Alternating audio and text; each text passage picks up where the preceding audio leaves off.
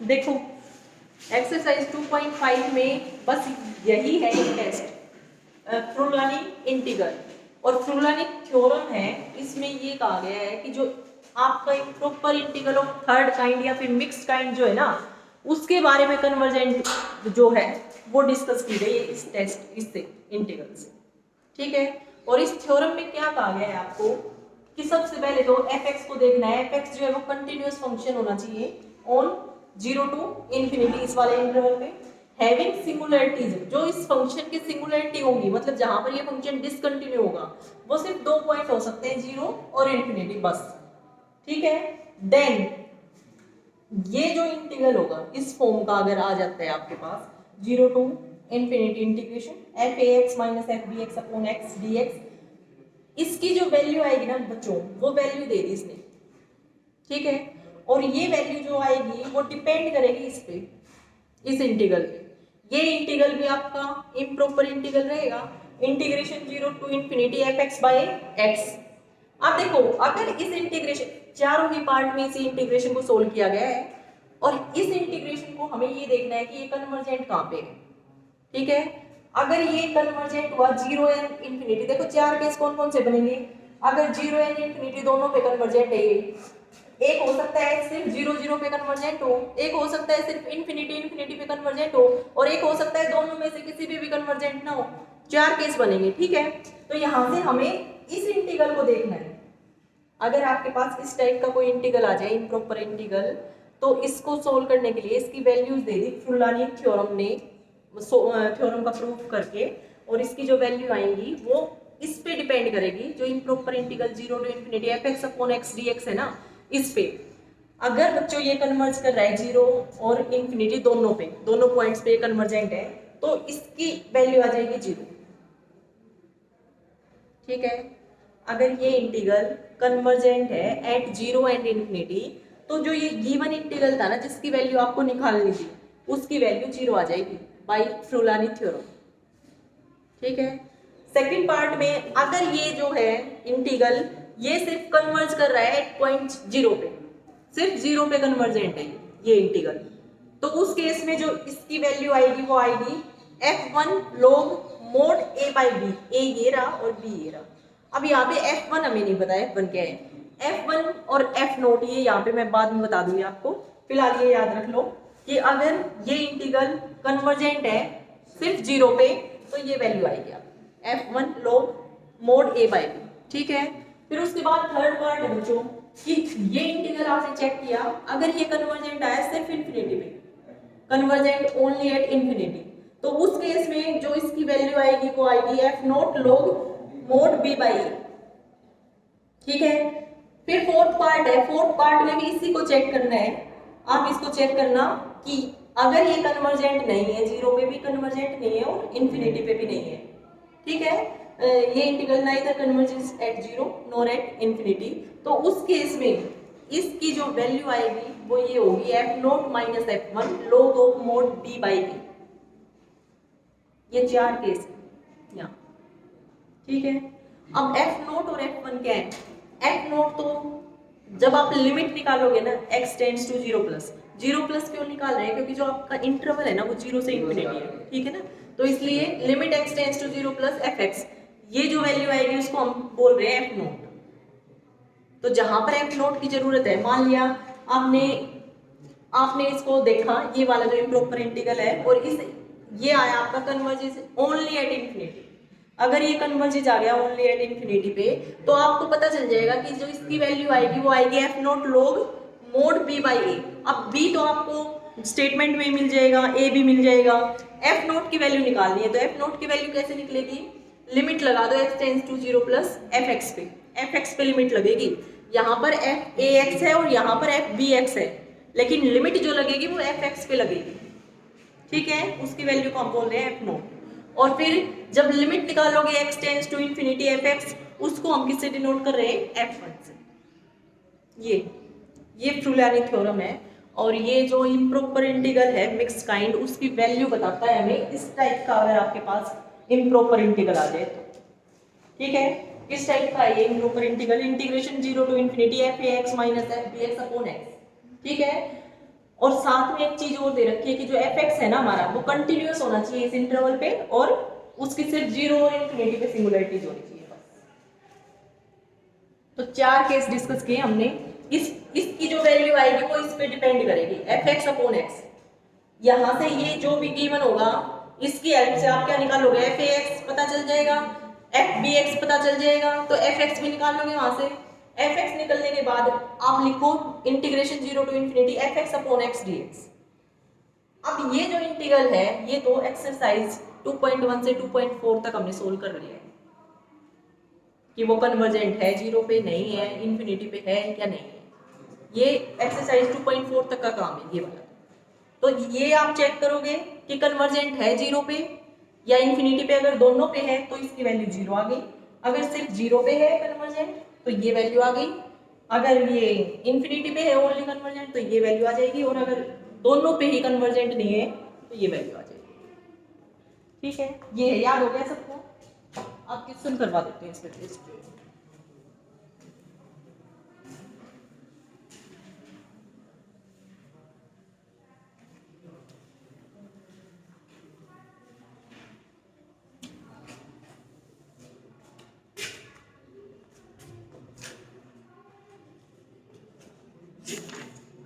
First है बच्चों, first जो दे रखा है integration 0 to infinity sine A X sine B X upon X D X. ये इंटीग्रल दे दिया और हमें प्रूव करके दिखाना है कि ये कन्वर्ज कर रहा है। किसको कन्वर्ज कर रहा है? ये हमें प्रूव करके दिखाना है converges to 1/2 log a plus B upon a minus B. हमें ये प्रूव करके दिखाना है कि जो ये इंटीग्रल है ये कन्वर्ज करेगा इसको।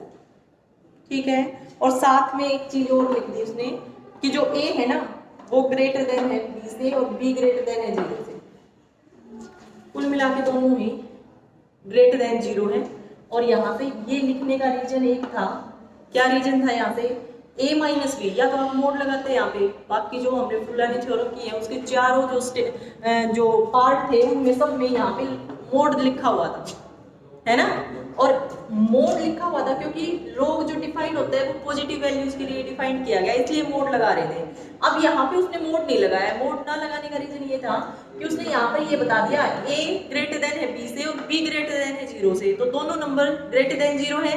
तो जब आप a प्लस बी निकालोगे वो भी ग्रेटर देन 0 आएगा, और जब डिनोमिनेटर में जब आप a माइनस बी निकालोगे a माइनस बी वो भी ग्रेटर देन 0 आएगा। ठीक है, तो पॉजिटिव ही रहेगा ये, इसलिए उसने मोड हटा दिया। या तो आप मोड लगा दो, अगर ये चीज डिफाइन नहीं करते तो मोड लगाना पड़ेगा, और अगर ये चीज डिफाइन की गई है तो मोड हटा सकते हैं। ठीक है, अब प्रूव करते हैं इसको। इसको प्रूव करने के लिए जो हमने फुलानी थ्योरम की थी बच्चों, उसमें क्या था? 0 to infinity F A X minus F B X upon X D X, इस तरह का इंटीग्रल था, और उसकी वैल्यू हम निकाल रहे थे ना। तो यहाँ पर तो इस टाइप का नहीं है तो बना सकते हैं। कैसे बनाओगे? 2 से मल्टीप्लाई और डिवाइड कर सकते हैं। अगर आप 2 से मल्टीप्लाई और डिवाइड करोगे तो उस यहाँ से क्या आ जाएगा बताओ मुझे? Integration 0 to infinity 2 sine a sine b किसके इक्वल होता है? cos a minus b minus cos a plus b, यही आएगा बच्चों। ठीक है, ये फॉर्मूला यूज किया हमने और ये आ गया इसके इक्वल। अपॉन में है 2x है लेकिन 1/2 को मैंने बाहर लिख दिया। ठीक है, लिख सकते हैं, ये आ गया dx। अब देखो बन गया इसी टाइप का। 1/2 तो कांस्टेंट बाद में लगा देंगे, जैसे 1/2 भी लगा देंगे, जो ये जिसको कन्वर्ज करेगा उसके आगे 1/2 भी लगा देंगे। ठीक है, तो देखो अब यहां से जब आप कंपेयर करवाओगे तो fx क्या आएगा बच्चों? cos x, है ना। fx यहां से कंपेयर करवा लो ना। देखो यहाँ 1 मिनट के लिए अगर मैं ये लिख दूं और यहाँ ये लिख दूं तो कंफ्यूजन नहीं होगा, क्योंकि वहां पे भी स्मॉल a भी यूज कर रखा है उसने, है ना। तो यहाँ से जब f of capital A x आप निकालोगे तो वो आएगा आपके पास कोस ए माइनस बी एक्स। जब आप कैपिटल बी ऑफ एक्स निकालोगे तो वो आएगा कोस ए प्लस बी एक्स, यही आएगा। और जब आप एफ एक्स देखोगे तो वो क्या आएगा, कोस एक्स, है ना। तो एफ एक्स यहाँ से आएगा कोस एक्स। और फिर आपको क्या करना है बच्चों, हाँ इंटीग्रेशन, आपको वैल्यू निकालनी है। कौन से इंटीग्रेशन की, integration 0 to infinity F X by X D X. इस पे डिपेंड करेगा कि इसकी क्या वैल्यू आएगी, तो इस पे डिपेंड करेगा, ठीक है। अब ये इंटीग्रल जब आप देखोगे तो क्या बनेगा बताओ, 0 to infinity cos x upon x dx। और ये तो एक्सरसाइज 2.4 तक का काम, तो आप देख लोगे ये आएगा कन्वर्जेंट एट इंफिनिटी। ये जो आएगा ना, ये आएगा जो कन्वर्जेंट एट इंफिनिटी, बस ये इंफिनिटी पे कन्वर्ज करेगा। और अगर ये इंफिनिटी पे कन्वर्ज कर रहा है तो फ्रूलानी थ्योरम का यूज कर लो। थर्ड जो केस था वो था उसका, है ना, थर्ड केस में ये था। और फिर उसके बाद यहाँ से आ जाएगा हमारे पास 1/2, और इसकी जो वैल्यू आएगी वो बताना मुझे, एफ नो बी बाई ए, लेकिन यहाँ पर बी है ए प्लस बी अपॉन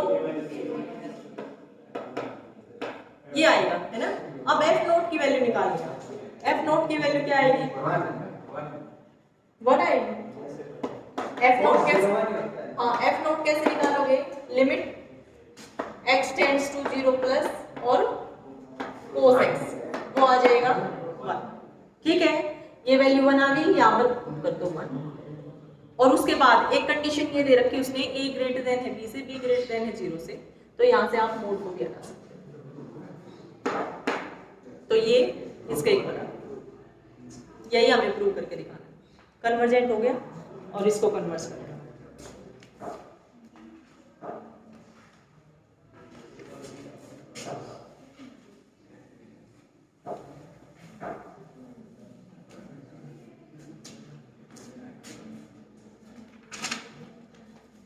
उसके बाद बच्चों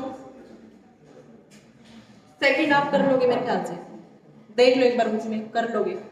e raise to power minus A X minus e raise to power minus B X upon X है, और इंटीग्रेशन है 0 टू इंफिनिटी, और आपको प्रूव करना है उसकी वैल्यू आएगी log b बाई, ठीक है, कर लेना इसी से। उससे अगला है बच्चों, discuss the convergence and show that integration 0 to infinity tan inverse ax minus tan inverse bx upon x dx, इसको हमें प्रूव करना है किसके equal, π/2 log a by b, इसके इक्वल प्रूव करके दिखाना है, ठीक है। तो इसको कैसे प्रूव करोगे बताओ, ये तो उसी टाइप का है, अलग से दिख रहा है ना। तो यहाँ पर fx क्या है, सबसे पहले तो ये देखो tan इनवर्स x ये है, और अब इसकी जो वैल्यू आएगी वो डिपेंड करेगी किस पे, integration 0 to infinity fx by x, इस पे डिपेंड करेगी कि ये 0 को कन्वर्ज कर रहा है, इंफिनिटी को कन्वर्ज कर रहा है, या दोनों को कन्वर्ज कर रहा है, फिर दोनों को ही कन्वर्ज नहीं कर रहा, ठीक है। तो यहाँ से देखो dx is equal to integration 0 to infinity tan inverse x upon x dx। ये आप एक्सरसाइज 2.1 से 4 तक कर लिया है। ये क्या कर रहा है बताओ मुझे, कन्वर्ज कर रहा है सिर्फ 0 पे, है ना, सिर्फ 0 पे कन्वर्जेंट है, तो it is convergent at 0 only.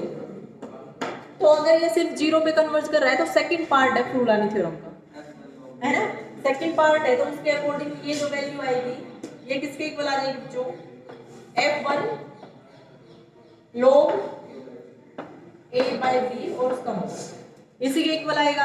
अब f1 की वैल्यू निकालनी है, f1 क्या था, limit x tends to infinity और fx मतलब tan इनवर्स x, क्या वैल्यू आएगी बताओ, π/2, तो ये वैल्यू आ गई π/2, यहाँ पर आप पुट कर दो π/2, इसी के इक्वल प्रूव करके दिखाना था ये, ठीक है। बिल्कुल आसान है, जिन्होंने 2.4 तक कर लिया ना काम, उनके लिए तो बस ये यहाँ से आपको पता चल जाएगा कि ये कन्वर्जन है या डाइवर्जेंट। उसके बाद 2.5 में सिर्फ फ्रोलानी थ्योरम याद रखनी है आपको और क्वेश्चन सारे हो जाएंगे। कर लोगे? कोई डाउट आए तो बता।